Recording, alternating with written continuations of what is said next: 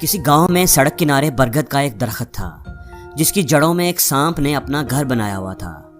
وہ سانپ بڑا زہریلا تھا۔ اکثر وہ راستے سے گزرنے والے لوگوں کو ڈس لیا کرتا تھا، جس کی وجہ سے کئی لوگوں کی موت بھی ہو چکی تھی۔ سانپ کے ڈر کی وجہ سے لوگوں نے اس راستے سے گزرنا چھوڑ دیا تھا۔ کوئی بھی اس درخت کے پاس نہیں جاتا تھا۔ ایک دن ایک نیک بزرگ کا وہاں سے گزر ہوا۔ انہوں نے سوچا کہ اس برگد کے گھنے درخت کی چھاؤں میں بیٹھ کر تھوڑا آرام کر لوں۔ گاؤں کے لوگوں نے انہیں وہاں جانے سے روکنے کی کوشش کی۔ انہوں نے بتایا کہ اس درخت کے نیچے ایک بڑا زہریلا سانپ ہے جس کے کاٹنے کی وجہ سے کئی لوگوں کی موت ہو چکی ہے، اس لیے آپ وہاں نہ جائیں، آپ کی جان کو خطرہ ہو سکتا ہے۔ اس اللہ کے نیک بندے نے کہا کہ فکر نہ کرو، میں سانپ سے جا کر بات کرتا ہوں۔ وہ بزرگ درخت کے نیچے پہنچے تو سانپ بھی نکل کر سامنے آ گیا۔ بزرگ نے اس سے کہا کہ تم لوگوں کو کیوں کاٹتے ہو، انہیں کیوں تکلیف پہنچاتے ہو؟ سانپ نے جواب دیا کہ اگر میں انہیں کچھ نہ کہوں تو لوگ مجھے جان سے مار دیں گے، میں تو اپنی جان بچانے کے لیے ایسا کرتا ہوں۔ بزرگ نے کہا کہ اپنی جان بچانے کے لیے دوسروں کی جان لینا کیا اچھی بات ہے؟ ہمیں تو دوسروں سے پیار کرنا چاہیے، پیار کو پھیلانا چاہیے۔ کسی کو تکلیف دے کر بھلا کیسے خوشی مل سکتی ہے؟ اس لیے تم لوگوں کو ڈسنا چھوڑ دو۔ یہ کہہ کر وہ وہاں سے چلے گئے۔ بزرگ آدمی کے الفاظ کا سانپ کے دل پر بڑا اثر ہوا اور اس نے عہد کر لیا کہ وہ آج کے بعد کسی کو نہیں ڈسے گا، کسی کو تکلیف نہیں پہنچائے گا، امن اور سکون سے رہے گا۔ اس نے اب لوگوں کو کاٹنا بند کر دیا تھا۔ لیکن سانپ کی اس اچھائی کا الٹا اثر ہوا۔ لوگوں نے جب دیکھا کہ سانپ اب کسی کو نہیں کاٹتا تو انہوں نے اس سے ڈرنا چھوڑ دیا۔ وہ جو کبھی اس کو دیکھتے ہی ڈر کر بھاگ جاتے تھے، اب اسے ایزی لینے لگے، اسے تنگ کرنے لگے۔ اب تو گاؤں کے بچے بھی سانپ سے نہیں ڈرتے تھے، وہ بھی اسے رسی سے باندھ لیتے اور گاؤں کی گلیوں میں گھماتے رہتے، چھڑی سے اسے مارتے۔ انہوں نے سانپ کی حالت بری کر دی تھی۔ اس کی کھال ادھڑ گئی تھی، اس کے جسم پر کئی جگہ زخموں کے نشان تھے۔ لوگوں کے اس رویے کی وجہ سے سانپ بڑا دکھی تھا۔ اس نے تو لوگوں کے ساتھ بھلائی کرنے کی کوشش کی تھی، لیکن لوگ اس کا ناجائز فائدہ اٹھا رہے تھے۔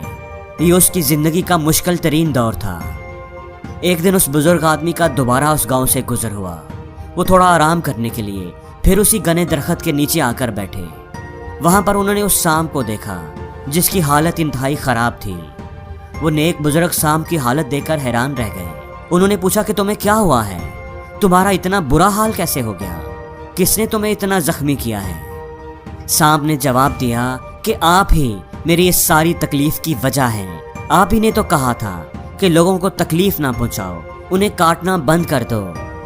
تو جس دن سے میں نے لوگوں کو کاٹنا بند کر دیا ہے، ان کے ساتھ امن و سکون کے ساتھ رہنے کی کوشش کی ہے، اسی دن سے لوگوں نے میرے ساتھ برا سلوک کرنا شروع کر دیا ہے۔ انہوں نے میری اچھائی کا ناجائز فائدہ اٹھایا ہے۔ یہ میری خراب حالت انہوں نے ہی کی ہے۔ آپ کی بات مان کر تو میرے لیے جینا مشکل ہو گیا ہے۔ بزرگ آدمی نے افسوس سے سر ہلایا۔ تم شاید میری بات صحیح طرح سمجھ نہیں پائے۔ میں نے تمہیں لوگوں کو ڈسنے سے منع ضرور کیا تھا، لیکن اپنا دفاع کرنے سے منع نہیں کیا تھا، اپنے دفاع کے لیے پھنکارنے سے نہیں روکا تھا۔ یہ کہانی ہمیں زندگی کا ایک بڑا ہی اہم سبق دیتی ہے۔ زندگی میں بھی اکثر اچھے لوگوں کے ساتھ یہی ہوتا ہے۔ بعض دفعہ جب ہم لوگوں کے ساتھ اچھائی کرنے کی کوشش کرتے ہیں، ان سے اچھے سے پیش آتے ہیں، ان کے ساتھ بھلائی کرتے ہیں، ان کو عزت دیتے ہیں، تو لوگ ہمارے اس اچھے اور نرم رویے کا ناجائز فائدہ اٹھاتے ہیں، ہمارے اس رویے کو ہماری کمزوری سمجھنے لگتے ہیں۔ اسی وجہ سے اچھے لوگوں کو بعض دفعہ زندگی میں بڑے مشکل حالات کا سامنا کرنا پڑتا ہے، دکھ اٹھانا پڑتا ہے۔ دوستو، کسی کے ساتھ اچھائی کرنے کا مطلب اپنے آپ کو تکلیف دینا نہیں ہوتا۔ کسی کو عزت دینے کا مطلب اپنی بے عزتی کروانا نہیں ہے۔ اگر آپ چاہتے ہیں کہ آپ کی لائف اچھی گزرے تو لوگوں کے ساتھ اچھائی ضرور کریں، لیکن انہیں ان کی لمٹس کے اندر ہی رکھیں، انہیں لائن کراس نہ کرنے دیں۔ میٹھے ضرور بنیں، لیکن اتنا بھی نہیں کہ کوئی آپ کو کھا ہی جائے۔ حالات کے مطابق بعض دفعہ انسان کو تھوڑا کڑوا بھی بننا آنا چاہیے، تاکہ لوگ ڈسپلن میں رہیں، تاکہ کوئی لائن کراس نہ کرے، تاکہ کوئی آپ کو ایزی نہ لے۔ کسی نے بڑی ہی خوبصورت بات کہی ہے، لوگوں کی بات ضرور سنو پر اپنی آواز کو کہیں دبنے نہ دو۔ لوگوں کا بھلا ضرور کرو پر اپنا برا کسی کو کرنے نہ دو۔